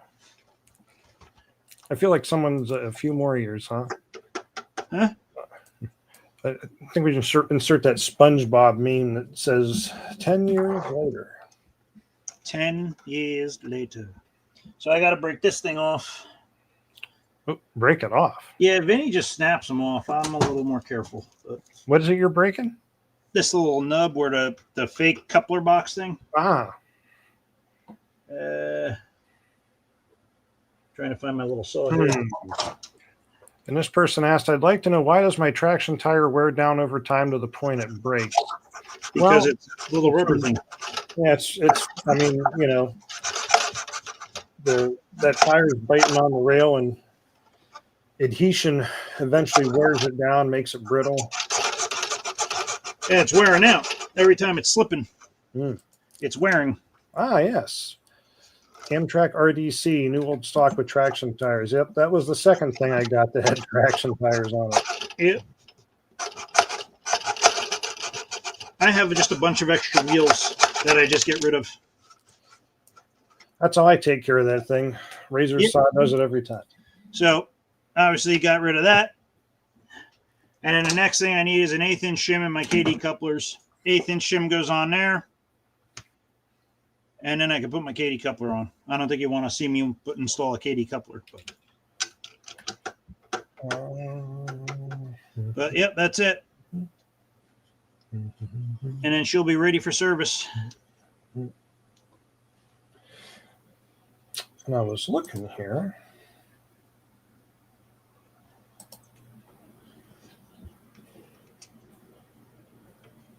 I have a thing for Coca-Cola, sorry. On the traction tires. It says traction tires should keep it from slipping, which also gives it more pulling power. While that might be true, I will also argue that, say you've got 4 axles on your locomotive, all of them don't have traction tires. You're going to have 2 of those that have traction tires. So now you're putting most of the tractive effort through 2 axles rather than all 4 with the traction tires, because the tires are going to bite long before the non-tired axles will, which is why I go with, you're better to have no tires and more weight in the locomotive. It's a lot less strain on the gears. Usually when I see gears that have stripped out, it tends to always be on the axles with the traction tires. Yep. And then the other thing too is when the traction tires, depending on the type of traction tires, they'll fold up on themselves a little bit. Mm-hmm. Sometimes they'll pop off and cause the train to derail, depending on how many train cars you're pulling. Yeah. And then this just goes in the garbage. Yeah, and I agree. I don't know why they put traction tires on the RDC, because typically I only see people running other RDCs. Well, they put it on the motor block, and that motor block went on everything, obviously. So Bill asked a question about a truck, putting a spring on a truck. Yeah. Hold on, I'm getting a truck. A steam locomotive is a 260, which all the drive wheels have traction tires. A what?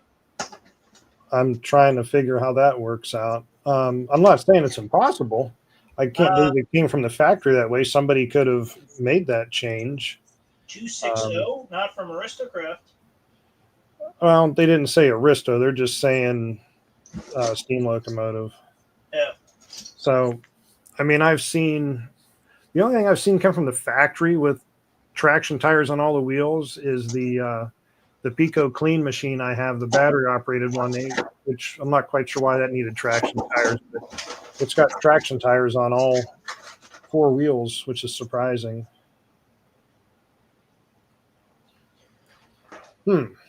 Not sure. I wish I could zoom on this, but I don't know if I can. I just hold it up closer. Well, it's going to be hard for me to do with. Well, hang on. We'll make this full screen. Maybe that'll help some. I don't know. So hold on. Let me grab some. I need a couple things. One is glasses so I can see. Okay. So, in answer to that, it's a 260 Mogul by Eztec.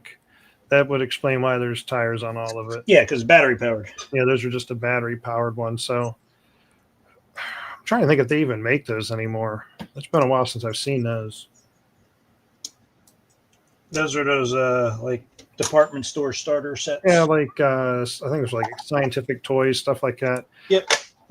Before Lionel started making their battery operated G scale sets, you used to see those a lot. It's just as hard to get them out as it is to get them in. To me, the key to getting them back in has always been angling the spring and getting it fed into the top pocket and compressing it and popping it into the bottom. Well, that's what I was going to kind of show, but there we go. I got one out. So let me see if I can find a truck that's apart, and then I can show the pocket in the top. Yeah, it usually takes me a couple tries when I haven't done them for a while. After the first couple, then I can usually put them in there with my eyes closed. But you also got to watch those springs like to go flying. And every now and then you might find them 10 years later.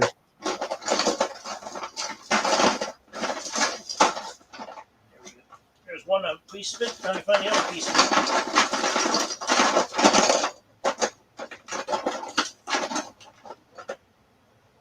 No, that's the same piece. Keep the show going, Andrew. Keep the show going.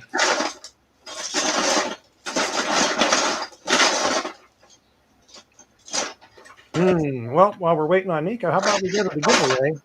And I'm going to make sure I actually share the right thing. Once again, this is a 12-pack of split jaw direct to rail or over the joiner clamps you choose. Pay no attention to the guy being noisy in the background. And let's see here. I just need to show a different screen so folks can see the drawing. Okay, there we go.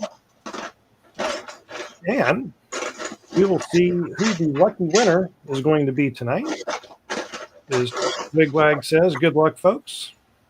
Wigwag, I expect to see you next year up here in May. I'm not taking no for an answer. All right. Who our lucky winner is tonight. And it is going to be I think it's at, I'm not going to try and say the last name, Peter K. So if you would like to, Peter, let's see, let me find the email. Shoot me an email, info@largescaletrains.com. I will need your full name, address, and whether you want direct to rail or over the joiner split jaw clamps. And I will get that off to David, and he will get those shipped out to you. All right. Where you at, Nico? All right. So I find the pieces. So if you look at that one, maybe let me switch to this guy. Let's see. Let's make this bigger so folks can see.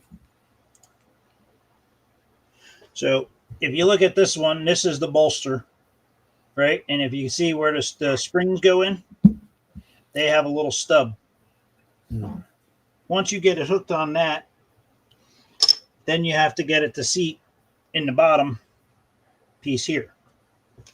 So what you're looking at are the two pieces that go in there. So you're looking at the top. So this is the top piece, right? That's the edge you see there. And then the part with the brakes, just so everybody understands what parts we're looking at here, is the bottom piece down here that holds the brakes in. So what I like to do is I usually get the top in first, like that. And then I just push the bottom in with a little screwdriver.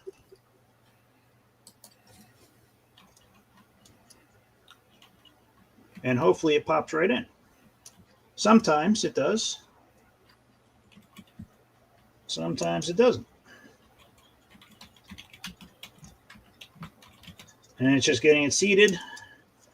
And there it's in. So, like I said, I always hook the top first because you have that little piece on there that helps hold it. I've seen a lot of people try from the bottom, and the bottom has nothing to hold it, and then that's when it goes flying. I like Steve Heavyside's comment. You got to hold your tongue just right as well. Don't forget that point. Of course. You got to make the face. Otherwise, it doesn't go together right. And since my friend Steven was nice enough to remind me of my delinquencies, I did forget to do something else tonight, which I will rectify now. My apologies to Me Loves Trains for me not playing their sponsor ad towards the beginning of the show. But we will take a break for a moment for our fine sponsor, Me Loves Trains, Chris and Charlotte Dixon. The following episode. Wrong one.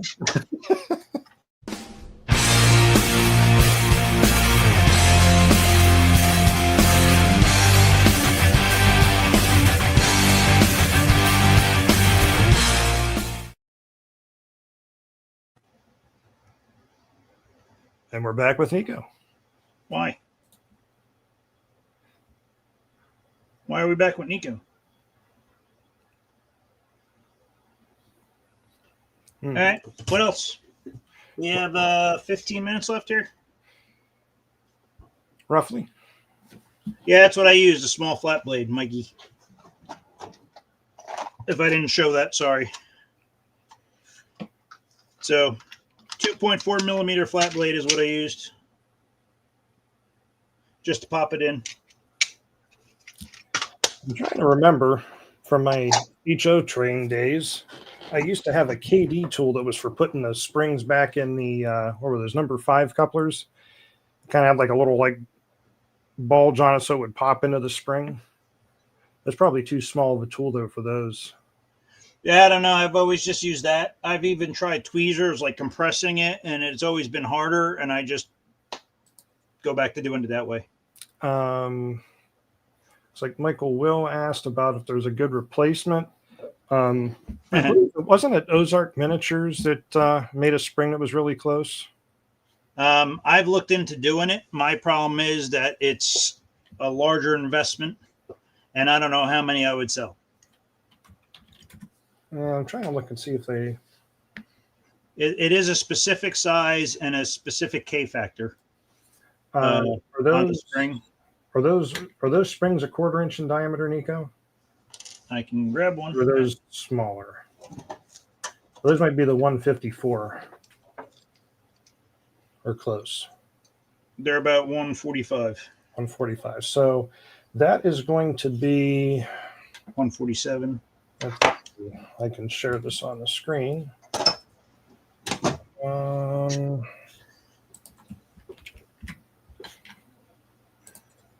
That is going to be these springs here from Ozark Miniatures, the 154.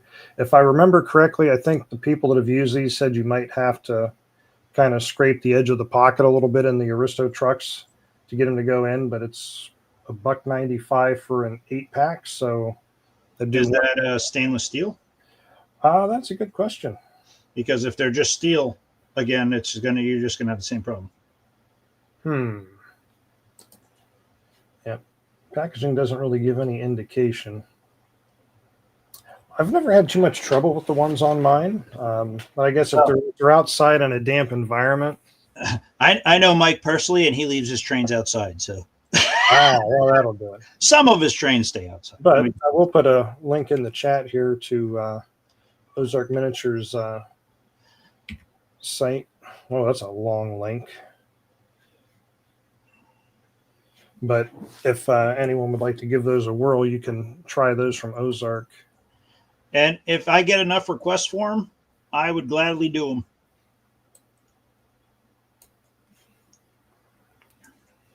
Let's see. Oh, and yeah, you can use the springs from the hook and loop couplers. I found sometimes those are a little bit softer, if I'm not mistaken. K factor is different. Yeah, I've even noticed that. Like I've had cars that kind of dip, and they're usually like the older the REA version cars. Yeah. The springs in those were really soft, and I've changed a lot of those out back when I could still find the Aristo springs. I used to just stretch those a little bit, put them back in. I mean, that does work. But that was also when I was trying to get away with running truck mounted KD couplers, and soft springs did not help. I got over that affliction though. We're going body mount all the way now. We've become a big boy now. Except for on the wife's LGB peanut set. That's going to stay hook and loop. You can revo that. Does it have sound?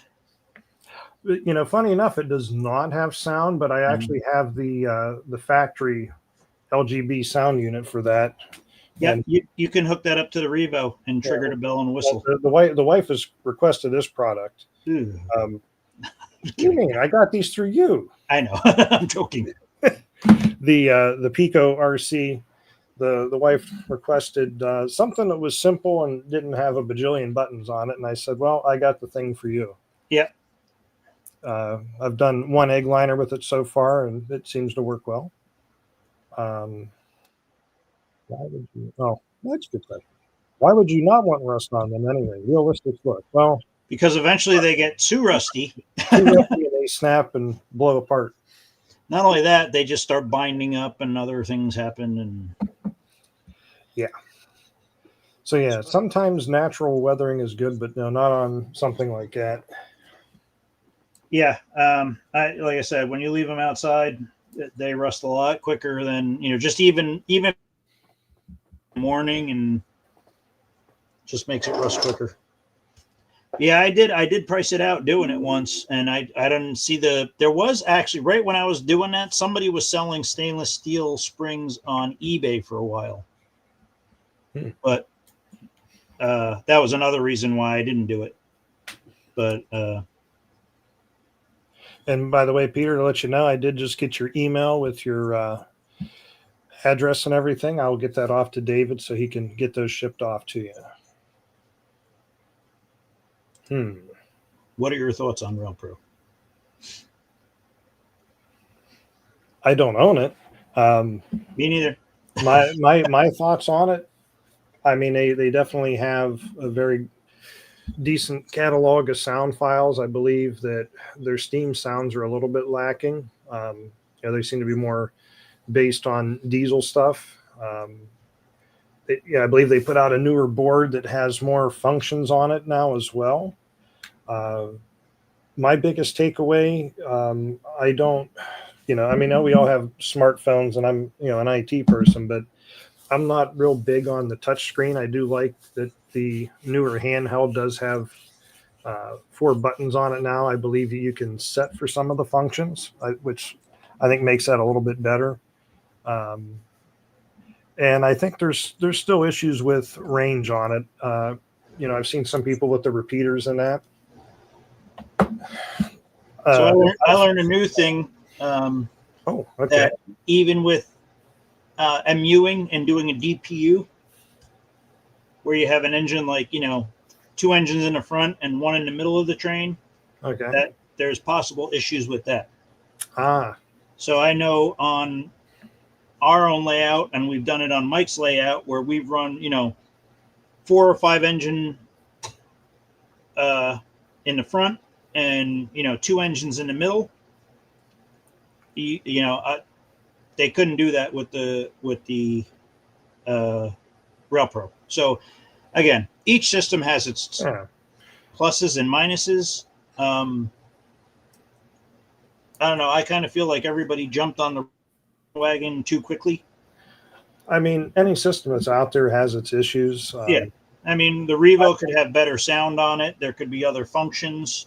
I agree with that. But, for me to be able to run the train and control it at a far distance when I don't have to go running to stop it, and, as long as I could blow the horn and ring the bell or whatever, blow the whistle, I'm happy. So to me, I'm not a stereophile where I care so much about the sound. I mean, yes, do I believe, could there be better sound? Sure. But. And question here, has anyone installed the Soundtrax Blue Nami? I have one here. I have not done anything with it yet. Friend Steven had a locomotive when we were there the other week. Yeah. That he was playing with. The sound didn't seem too bad on it. For me, it comes back around again to the using a touch screen to control everything. I kind of like having the tactile feel of buttons that, I can feel around with my thumb without having to bring my phone up and look at the screen. But I do think Blue Nami is a good product. I'm not putting it down by any means. It's just what's for you. Yeah.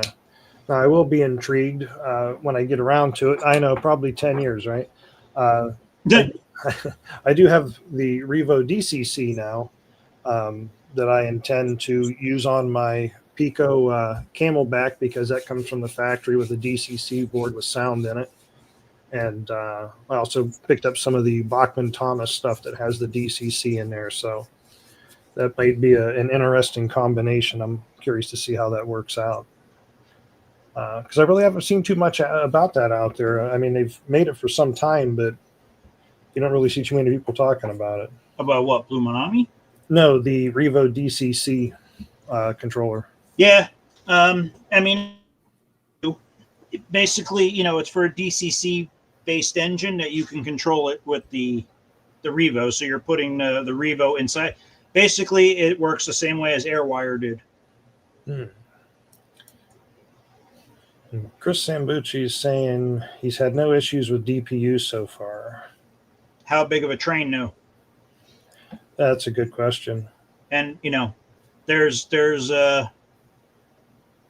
so, and I'm not knocking Chris. I know Chris, but some people he may be running it on the modular layout where you're standing in the center and you have, pretty close proximity to the train the whole way. Or if you have a smaller backyard. You're saying 40 cars. Yes. Again, it was 39 cars, and I asked them why they couldn't put one of the engines in the middle at Steve's. Stevens, okay. Sorry, Steven. And that's what I was told. So again, I don't know. I don't use the Rail Pro. I'm kind of happy with what I have. So, and I have enough invested in it, so I'm sticking with it. So that's kind of where I'm at. It's at some point I might pick up a Rail Pro to mess around with it some more, but I know there is an issue, I think, with the newer handhelds. If you use the password feature, I think it causes an issue. What's this now? Mikey says, I ran a 100-car coal train with 6 engines, 4 in front, 2 in middle, and no issues with Rail Pro. Were you using a repeater at all, Mikey, or was that just without?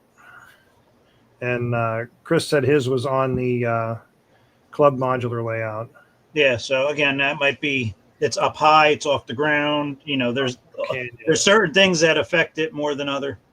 So now here's Rockwell Canyon, says, I did a 100-plus car train with DPUs, and it was a mess, even with a repeater. Just running 3 engines up front worked fine enough. Yeah. Yeah, it seems to be hit or miss. Everybody has different issues. And it depends. So part of the Rail Pro issue is the range. If they would fix the range problem. Oh, and Mikey said no repeater on his. Yeah. And here's Steven, whose layout we were at, and he's saying he's had issues with 7 to 8 cars back. Yep. And it loses. So, yeah, I again, everything has room for improvement. And I don't know if just an external antenna on the Rail Pro stuff would make a difference or not. I believe several people have recommended that. All we can do is wait and see if something ever happens with it.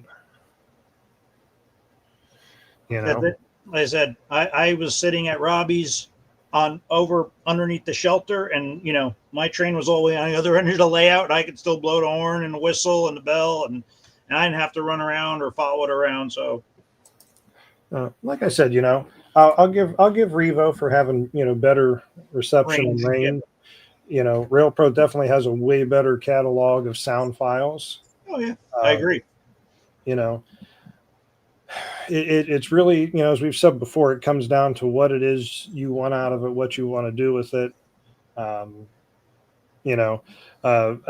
saw it in the chat a moment ago. I don't know where it went, but the Pico RC, somebody mentioned that one at Robbie's has the record for the farthest range. And that's something I've never even looked at on the Pico RC, is what kind of range they have. I think it's about the same as the Revo, like 300 feet. Is it? Yeah. Now, the one thing I didn't realize until I got these, I think there's maybe 8 channels on those. So, like, if you'd ever go someplace where a bunch of people are running the Pico RC, you could run into some issues. Well, it's a basic set, so it's not meant to be, Yeah. But I'm just saying you could run into an issue if you go somewhere and other people are running it. You might have to change the channel it's on. This is another issue I've seen with the RailPro more often than not. I like that comment. Recommend putting security cameras throughout the layout so you can monitor your train, especially in hard to reach areas. I could see my whole layout from one spot, so. Yeah, that could make for some interesting streaming, though, when you're running trains. Yeah. I'd like that. Mike's got a good house for that, because his trains go, if you're in the backyard, you can't see them. They go all in the front yard. That's like Straczynski. He needs a monitor in the back so you can watch out front if you run around the front of the house. Yeah. Yeah, and someone had mentioned about overheating on the RailPro, and as Mikey says, you can get a heat sink or a fan, which I know most of the stuff that gets done through RLD usually comes with fans on it with the RailPro. My thought is that, the issue should be resolved, and I shouldn't have to add all these things just to make my system work.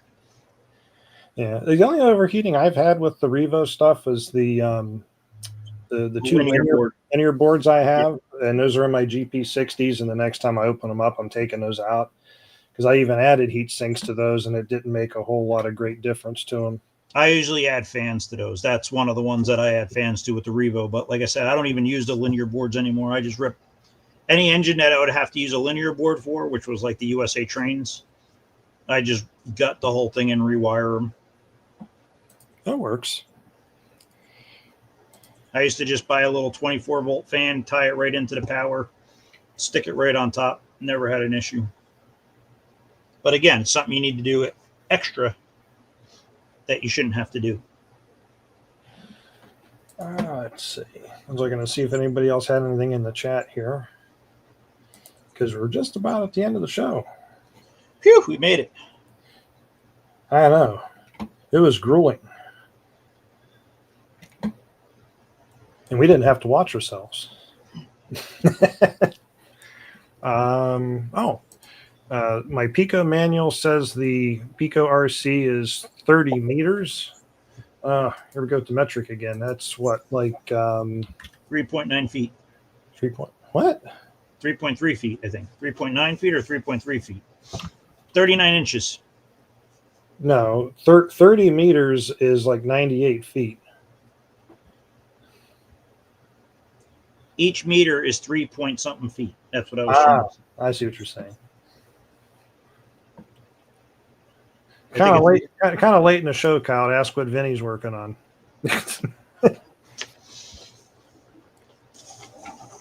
Difference between 1907 and 907. The 1907s are the smaller head KDs. They're more like the 132nd scale, I want to say. Is that correct, Nico? Yeah, you want me to show them? Yeah, if you can real quick. I have coupled those together, but I can say the cars I've bought that had the smaller ones on them, most of those, the heads have broken off of them, and I've replaced them with the larger couplers now. Well, these are not the 1907, but it just goes to show you the size. Yeah.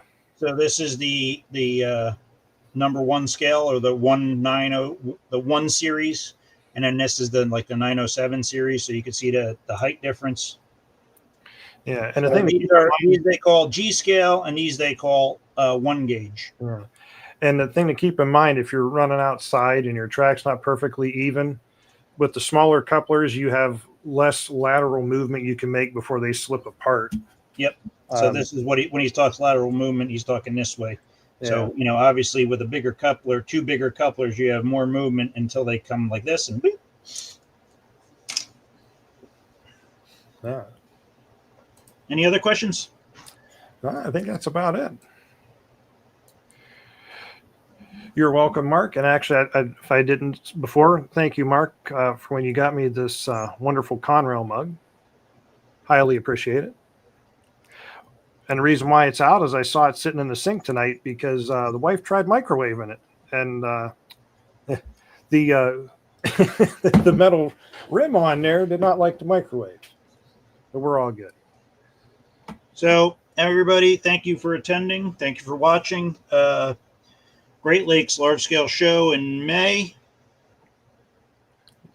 If you're going to take anything away from this, show cars. Yeah, I can't wait to see those when they finally show up. And, Me neither. And those should be here by showtime, correct? Yes. I was guaranteed they will be here before the show. So wonderful. I know somebody that will be getting all 4 road numbers. Me? Because you're getting them for me for Christmas? You're funny. I know. I'm not just looking. We'll, here you go. I'll buy all 4. Well, got to go to the show to get them. You could buy them online, pre-buy them, but you got to be there to pick them up. Yep, keep an eye on GreatLakesTrainExpo.com. We should have the info up there for the cars when the pre-orders become available on them, along with info on the Midwest Garden Railroad Gathering. So just keep your eyes out, and we'll see everybody. What's it going to be? December 28th will be our next live stream. Right after Christmas. Right after Christmas, which answers that question right there. December 28th. Hey, Mikey wants all 4. Someone's going to put those up for him, I guess. So, again, if you're going to have somebody pick them up, Mikey, I need to know beforehand who's getting them because I am not going to hand out somebody's cars to somebody that I don't know. You can hand them out to me. I'll run them until he comes and gets them. I know you know him, so yes, I would do that. But I'm not going to have somebody walk up to me, hey, I'm picking up cars for Andrew. The hell you are. Not unless I know ahead of time. All right. Well, thanks again, everybody, and we'll see you again next month. Good night, everyone. Good night.